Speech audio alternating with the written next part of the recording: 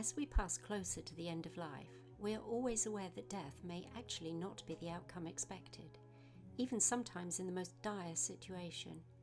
Just a couple of months ago, we experienced just such an event and would like to share it with you today. This is Daisy's story. Daisy, around 17 or 18 years old, came to us after most probably being hit by a car. She was found in the street walking in circles and taken to the vet by her rescuer. After diagnostics, it was decided to do no more than supportive care, as this girl was most likely not going to make it. And so this dotty, old, mostly incontinent lady who walked in circles and lived mostly in a world of her own, came to Brighthaven for hospice care. Daisy loved her new natural raw meat-based diet and blossomed under our regimen of healthcare. Her blood values improved and she pushed her frail old physical body through each day as she tottered drunkenly around, loved and adored by all who met her. Then came a change. For several days Daisy became more disoriented and had trouble concentrating well enough to eat or drink. She could barely balance well enough to walk and became completely incontinent. Remedies helped not, and she finally collapsed to lie completely paralysed. We transferred her to a mobile bed, considered euthanasia, only briefly, but then consistent with our philosophy, simply stepped up the pace of her care. During this precious time, animals gathered to surround her in love. There was Gabby, also in hospice care, Talia, Rosie, Johnny and Joey, along with staff and volunteers to offer love and Reiki.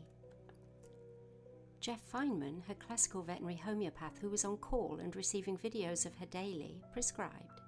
And for weeks we fed her food and water by syringe, surprised she could even still swallow. We watched her slow physical decline as muscles atrophied, strength waned, neurological impulses racked her body, and her sensitivity to sound or vibration of any kind grew to an intense level. One day, after a new remedy and some Reiki and laser therapy, we noticed little movements in one of her back legs, along with some neurological tremors elsewhere in her body, the kind that often indicate the dying process underway. We watched and waited, gently massaging those leggies just in case. Daisy next began to refuse her syringed food, but our sadness disappeared quickly as we discovered she actually wanted to eat on her own, with her plate held high so she could lick by herself. Unbelievably, this girl persevered until stronger and really kicking her back legs in frustration as she tried hard to get up.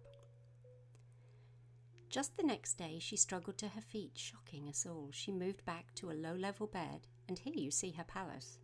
We tried a little rehab with a wheelchair, but that proved far too frustrating for this old and determined biddy, who was very soon up and staggering again. Quite unbelievably, as time progressed, Daisy became stronger and much clearer of mind than before her collapse.